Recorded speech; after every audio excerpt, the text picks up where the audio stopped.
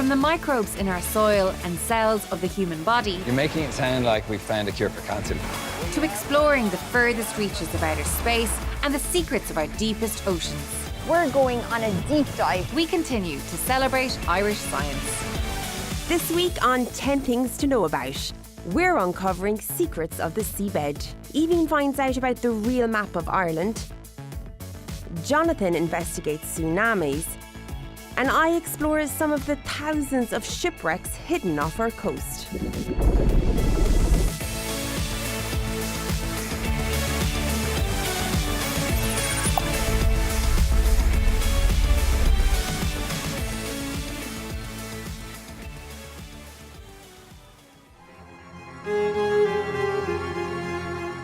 The sea, the great unknown. It drives our weather, provides us with food to feed millions, and for centuries, civilizations have depended on it for trade, for transport, and even fighting world wars. However, what lies beneath those oceans along the seabed remains one of our deepest mysteries. As we continue to map and explore other planets, how much do we really know about our own? Can I ask you, what country do you think that this is?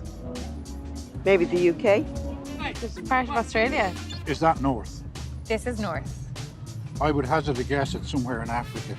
Is it a piece of like America? Is it South America or North America? Well, I'll give you a hint. It's the land mass and the water territory of a country. Now, that's cheating. That's cheating. Would you believe it? That This country. is a map of Ireland's Ireland. territory. What? I didn't know it myself, but we have 880,000 kilometres squared. That is our national territory. I would never have picked that. No. It's a huge area. God, is anyone getting it right? No. The real map of Ireland reveals the true extent of our territorial waters, an area more than 10 times the size of our landmass.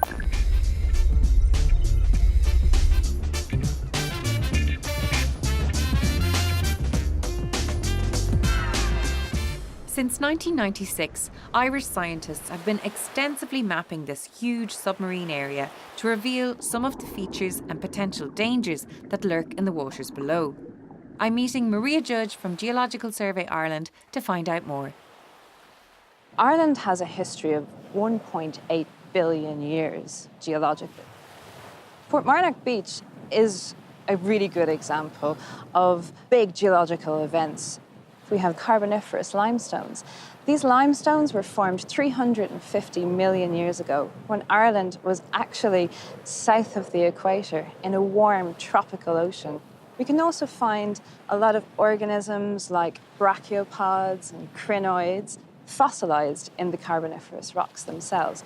So the limestone that we'd be very familiar with seeing all across the country, and when we see little insects and kind of animals stuck in them, that's where it's coming from. It's coming from south of the equator. Precisely, just south of the equator. Wow. Yeah. Can you tell me about the real map of Ireland? How is that different to what we might see on the weather, for example? So the real map of Ireland is a tool that we use to show the public the actual extent of Ireland's territory. It shows the terrestrial extent and the marine extent too. The real map also shows some of the features on the seabed in great detail. Onshore Ireland, we're very used to seeing our outcrops of rock, and those outcrops actually extend right out onto the continental shelf. The continental shelf is relatively shallow, in a couple of 100 meters deep, and it's a very thick body of rock that creates our continents. And after the continental shelf, it drops off and it gets almost like an abyss. How deep is that? At that point, we're reaching depths of over 4 kilometers. Deep. 4 kilometers deep. Wow. So that's pretty much as high as the tallest alpine mountain. Okay, and all of that is within Ireland's territory. Yes, it is.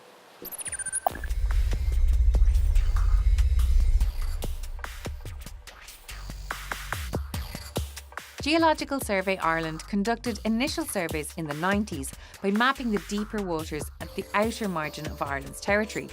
The second phase charted treacherous coastal bays and commercially important inshore areas. The final phase is now underway to map environmentally significant areas and complete the Irish seabed jigsaw. We use a whole fleet of marine vessels. We have a hull mounted or a mounting just directly underneath the vessel. So there we have the multi-beam echo sonars. These sonars literally send sound down to the seabed and receive that sound. So we clean that data. We input some information on the density of the water column itself, and that builds our very smooth three-dimensional images of the seabed. Accurate seabed mapping is crucial for the marine economy, with fisheries, tourism, passenger and cargo vessels all relying on the data for safety and navigation. Another aspect of mapping our seabed is that we get to see extraordinary features on the seabed. So it's not just deep, dark, wet and flat down there. There are incredible canyons along which some sediments flow and create these large landslides and big lobes, sediment lobes at the bottom of a very deep ocean. How long does it take to map all of this territorial area? Well, we began mapping in the late 1990s and we're still mapping now. So it does take an extraordinary amount of time. The Infomar project is projected to run until 2026. So we're hoping to have most, if not all, of Ireland's marine territory fully mapped to high resolution by then. Okay, so we've got a lot more to do, I guess. Absolutely do, yes.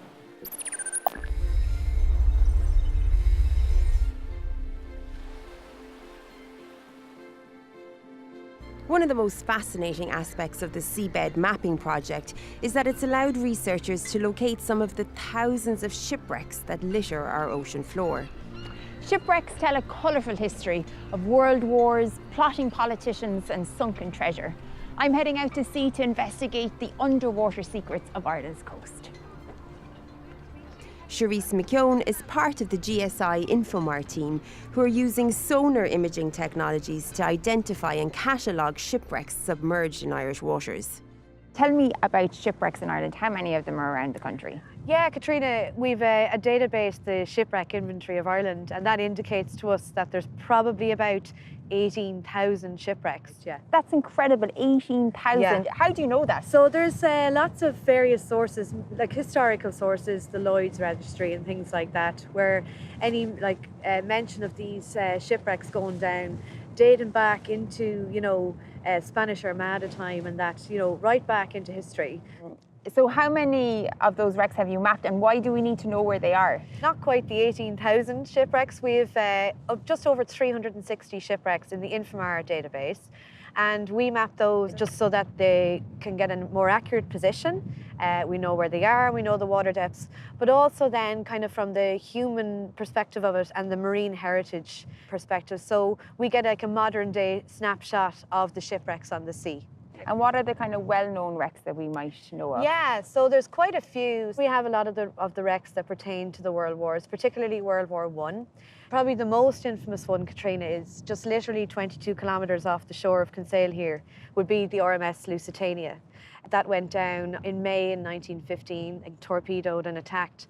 Over 1,100 people lost their lives on that. So it was quite a massive tragedy, Yeah, the whole southern coastline have stories of going out 22 kilometres to try and save people. This is it, and from the map you'll see that the south coast and the east coast of Ireland particularly, it gives you a sense of the traffic at the time, in particular, en route between America and England as well. I suppose when we kind of think of rusting ships underwater, we don't think of the environmental consequences of it. Are they something to be worried about? Well, I think research has shown, Kathriona, that shipwrecks can actually give a better diversity of marine life. And actually, in some cases, they've actually deliberately sunk a wreck in order to kind of entice a bit more diversity in the marine life below.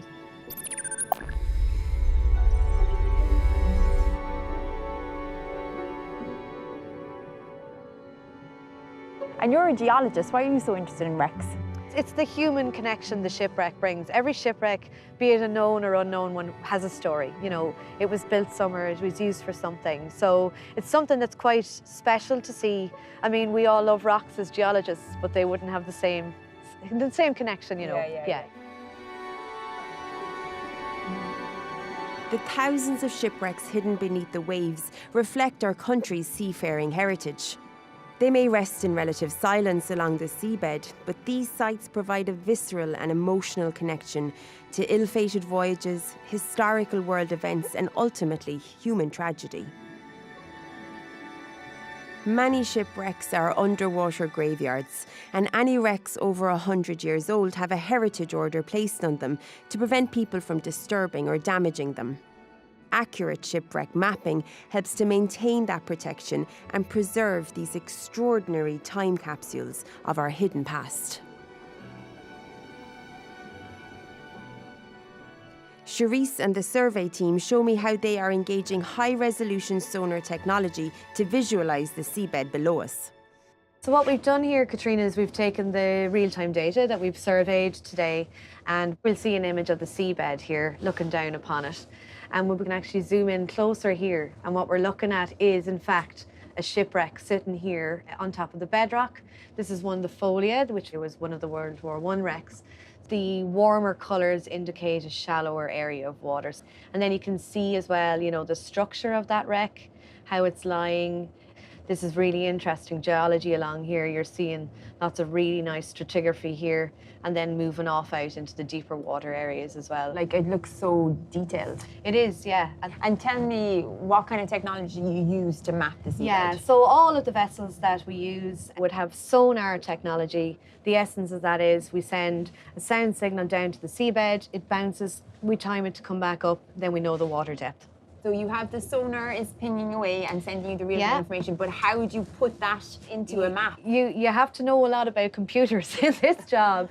It's an interesting concept is you're taking what just looks like lines and lines of data and dots, and essentially you're just gridding all those dots together to give you this topographical type image. So you're just crunching huge amounts of data? Absolutely, yeah.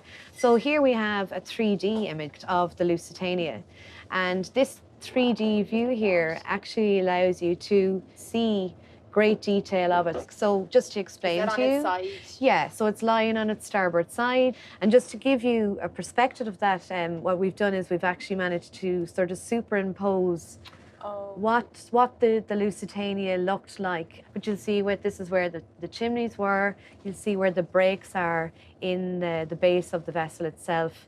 And then you can depict the bow and the stern side of the wreck itself. So, you know, lots of different ways you can interrogate and use this data to see the state of these shipwrecks on the seabed today. This information then it goes onto the Admiralty charts, which is what people use to navigate the seas. Yeah. I mean, that is our ultimate goal, is to update those navigational charts, the Admiralty charts, to give safety at sea priority. People know where they're going, they know the depth of the water, they know if there's an obstacle or a navigational hazard that they need to be aware of. That's the main game, yeah.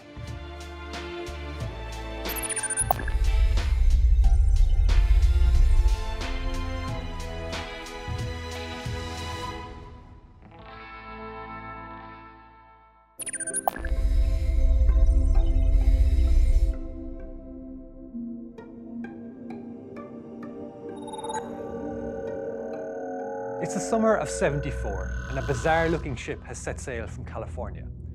Equipped with a towering drill rig, the vessel is set to open up the revolutionary new field of seabed mining, except that it isn't seeking to mine. It's seeking to deceive. Its real target is a lost Soviet nuclear submarine which had sunk 6 years previously. The Russians failed to find it, and the Americans aimed to do so. Codenamed Project Azorian, the CIA needed a smokescreen to hide their true intentions, and so faked seabed mining as the ultimate ruse. To gain credibility, the CIA sent undercover representatives to conferences on ocean mining, outlining their plans to mine manganese nodules, concentrated balls of manganese-bearing rock that are found on the seabed. With its cover intact and using ingeniously engineered giant steel claws, the ship did successfully manage to raise the submarine 4,000 meters upwards into the body of the vessel, finding nuclear torpedoes inside but nothing to play a telling impact in the Cold War. And just a year later, the story was broken. Ocean mining companies' share prices fell, causing plans for seabed mining to, well, sink. And with environmental concerns to the forefront, that's where plans for ocean mining have stayed until now. But with ever-increasing demand for resources, it is unlikely that humans will stay out of these depths much longer. See you next time.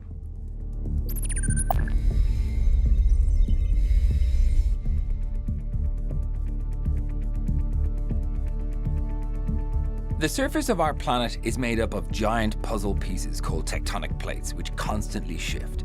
Slippages between these plates can generate earthquakes, and the US government recently produced this incredible animation showing every recorded earthquake over the last 15 years.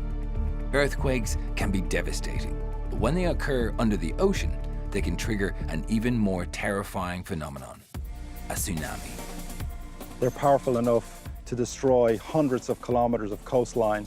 They're driven by earthquakes that are multiple times the size of the Hiroshima nuclear bomb. So these things are right up there in terms of power and scale.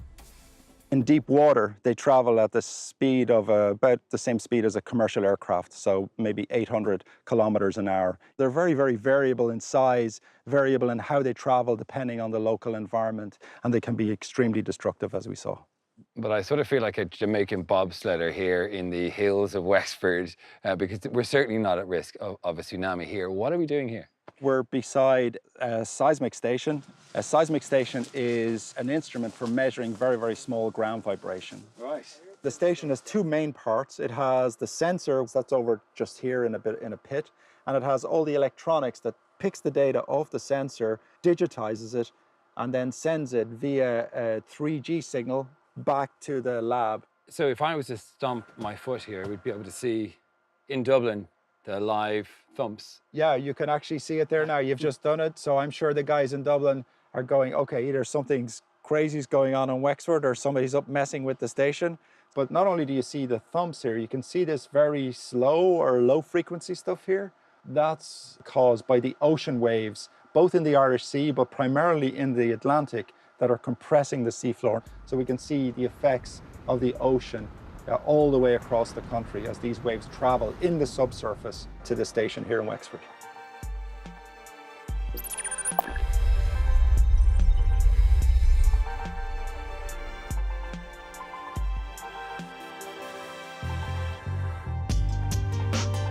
We may not be at high risk, but there are some recorded instances in history of tsunamis affecting Ireland. I'm meeting Brian McConnell from Geological Survey Ireland to find out more. Perhaps the best known one is the tsunami from the Lisbon 1755 event, which was a major disaster in Portugal and the Iberian Peninsula, but did cause damaging waves in Cork, Kinsale and Galway, for example. But going back in time, there is evidence on the seabed for large tsunamis in the past caused by submarine landslides. And we're collaborating with research in UCD, and they've calculated that about 21,000 years ago, there was a 4-meter tsunami impacted the coast of Ireland from one of these landslides. Wow.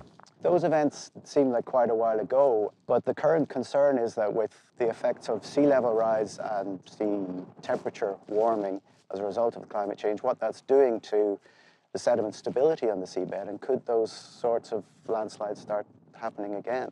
Did I hear something about a tsunami hitting Dublin? Well, there was an eyewitness account, allegedly, of a tsunami in the River Liffey in about 1767, I think it was, that a tsunami wave travelled across the bay and up the River Liffey, and there's no source known for where that might have come from. Right. I suspect the people of Dublin had heard about the Lisbon wave hitting Cork, and they wanted their own tsunami as well. Ireland has 6 national seismometer stations around the country, but I'm here in Cork Harbour, where researchers and engineers are gathering to launch one of the most ambitious deep ocean research projects ever undertaken in Europe. Sergei Lebedev is principal investigator on the Seasize project. Seasize is all about doing seismology at sea. We're going to deploy ocean bottom seismometers over a very large area across the North Atlantic. So you can think of it also as a sea-sized seismic experiment. So how many sensors are you putting on the sea floor, and where are they going? We're putting out 18 sensors at depths from 1 kilometer to 4 kilometers. And some of them are offshore Ireland in the basins close to Ireland, but some of them go almost as far as Iceland. Well, the project of this size with broadband seismic instrument has never been done in North Atlantic. The goal of our project is to learn more about what the tectonic plate that Ireland sits on is like beneath the surface and what happens below the plate. With final preparations underway before the team embark on their 3-week research mission, I meet up with Chris again.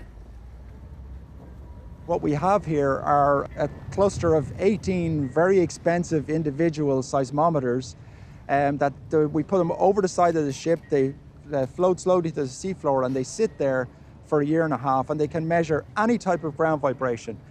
As you reach the shelf area, you go from relatively shallow water into deep water and you can have earthquakes at that interface. We don't know very much about them. These sensors will be able to find them.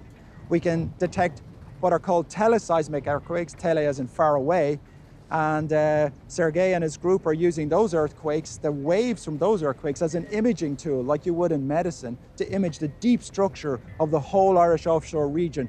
Why is that important? That tells us how things evolved, sedimentary basins evolved, hydrocarbon potential there, geothermal potential, hazard potential, and just our understanding of how the world works, how it's put together.